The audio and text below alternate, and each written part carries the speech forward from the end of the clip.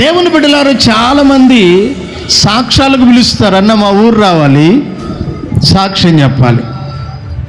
ఒక తమ్ముడు అంటాడు, అన్న క్రిస్మస్ పండుగ రోజున మా ఊర్లో పెద్ద మీటింగ్ పెడతానన్న,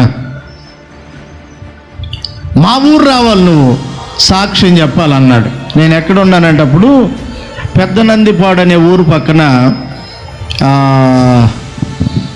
ఏ ఊరది, వరగాని అనే ఊర్లో ఆ రోజు సాక్ష్యం చెప్పా, పాటలు పాడా. దొనకొండ దానియేలు అన్న వాక్యం చెప్పినట్టున్నాడు. దానియేలు అన్న వాళ్ళ నాన్నగారు పాట రాశాడు కదా, యెహోవా నీ నామము ఎంతో బలమైనదని పాట రాసిన ఆయన కూడా పాటలు పాడాడు. ఆ రోజు నేను పాటలు పాడి సాక్ష్యం చెప్పాను. దానియేలు అన్న ఇంకో పాస్టర్ గారు వాక్యం చెప్పారు. అప్పుడు ఆ తమ్ముడు ఆడ కీబోర్డు వాయిస్తున్నాడు. ఆ అబ్బాయి కొంచెం సంగీతంలో కొంచెం తక్కువ జ్ఞానం ఉన్నట్టు అనిపించి, తమ్ముడు ట్రాక్ పెట్టుకుని పాటలు పాడుకుంటే నీకేం ఇబ్బంది లేదని అడిగా. అన్న మంచి పని అన్న, ఎందుకంటే మీ పాటలు నేను అంతకుముందు ఎప్పుడు వినలేదు, ట్రాక్ పెట్టుకునే పాడనంటే ఈలోక ప్రేమ క్షణికమైనదనే పాట, తర్వాత ఇంకో పాట ఆ సీడీలో పాడా. సాక్ష్యం చెప్పిన తర్వాత ఆ తమ్ముడు అన్నాడు, అన్న క్రిస్మస్ పండుగ రోజు సాయంత్రం మా ఊర్రా ఒక పెద్ద మీటింగ్ పెడతానన్నా, దానికి అవసరమైతే 2-3 లక్షలు ఖర్చు అయిన పెడతా, నువ్వు మా ఊర్లో సాక్ష్యం చెప్పాలన్నాడు. మరి పగల ఆరాధన తమ్ముడు, ఇప్పటికే క్రిస్మస్ పిల్లలకి ఇది నేర్పిస్తున్నాం, ఏది క్రీస్తు పుట్టుక నాటికి నేర్పిస్తున్నాం. అక్కడ మనం నాసరవాళ్ళ అన్న స్థలంలో వేసే నాటికి అనమాట. అది నాకు రావటానికి వీలు పడదు తమ్ముడు, నువ్వేమో నన్ను ఇట్లా అంటున్నావు కదని ఎట్టాగట్ట ఆ రోజుకి ఎవరు నన్ను ఇంకో పాస్టర్ గారు నన్ను పెట్టి, ఈ తమ్ముడు ఆశపడుతున్నాడు కదా వెళ్దాం అనుకున్నా. మాటలో మాట ఆ తమ్ముడు అన్నాడు, అదేనన్నా మరి మీరు కనుక వస్తే మాత్రం సూపర్గా ఉండిద్దన్నా అన్నాడు. అంటున్నాడు అంటే డిస్కషన్ పెరుగుతుంది. ఇక ఆ తమ్ముడు అన్న ఒక విచిత్రమైన మాట ఏంటో తెలుసా, దానికి ముందంట రికార్డింగ్ డ్యాన్స్ ఉందంట. దేనికి ముందు, నేను సాక్ష్యం చెప్పే ముందు రికార్డింగ్ డ్యాన్స్ ఉందంట. ఆ రికార్డింగ్ డ్యాన్సు చిలకలూరుపేట నుంచి అమ్మాయిలు వస్తారంట. అంటే వాళ్ళు స్తుతి పాట పాడతారు, నేనేమో ఆఖరి ఆశీర్వాదం పాట పాడాలి. అప్పుడు దాకా నేను మనసులో అనుకుంటున్నాను, అవసరమైతే ఎవరన్నా పాస్టర్ గారిని పిలిచి, పాస్టర్ మా పిల్లలు ఉంటారు కనుక మీరు చేయాల్సింది చేసి ఆయనకి అప్పగిస్తే వాక్యం చెబుతాడమ్మా, ఎట్టగట్టి తమ్ముడి దగ్గరికి వెళ్దాం అనుకుంటా మనసులో.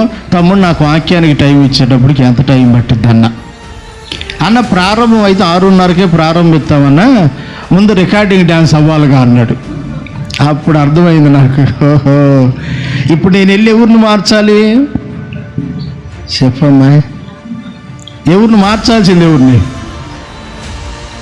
నేను అనుకున్నాను అసలు కూటమి పెడతానని చెప్పినాడు, ఆడే మారాలి ముందు. ఇప్పుడు ఈ ఊర్లో చెప్పిన సాక్ష్యాన్ని బట్టి ఈడేమైనా మారాడా?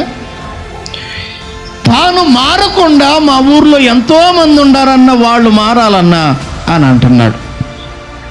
దేవుని బిడ్డలారా, సాక్ష్య జీవితం చాలా ప్రాముఖ్యం.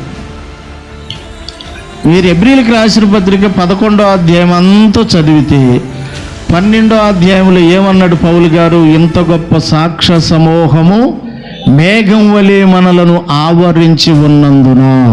చెప్పండి అంటే ఎవరండు? చెప్పండి, అందరూ చెప్పండి. సాక్ష్య అంటే సాక్ష్యాలు చెప్పేవాళ్ళ, సాక్ష్యాలు కలిగి ఉన్నవాళ్ళ? అమ్మా మీరు చెప్పండి. ఏ చెబితే ఈడితే ఏ తంట వచ్చిద్దో నాయన. ఎవరంటే వీళ్ళు సాక్ష్యాలు కలిగి ఉన్నవారు. సాక్ష్యాలు చెప్పేవాళ్ళు కాదు. ఎందుకంటే సాక్ష్యాలు చెప్పేవాడిది ఎట్టుంటుందంటే, ఆ లూరోడు ఎవడన్నా కనుక సాక్ష్యం చెప్పే ముందు కనపడితే వీడికి టెన్షన్ వచ్చేసిద్ది. ఎందుకంటే వీడి సాక్ష్యంలో కొంత డూబు ఉంటుంది కనుక. నేను చాలాసార్లు మా బాపట్ల ప్రాంతంలో సాక్ష్యం చెప్పా. అబద్ధం అయితే చెబుతామా? చెంగల్రాయి తోట అనే ఊర్లో సాక్ష్యం చెప్పా. మా స్నేహితుడు వాళ్ళు ఇల్లు పక్కనే, థామస్ అన్నోళ్ళు చర్చి, అక్కడ కూడా చెప్పే సాక్ష్యం. నేను మా అత్తగారు వాళ్ళ ఊర్లో చెప్పే సాక్ష్యం.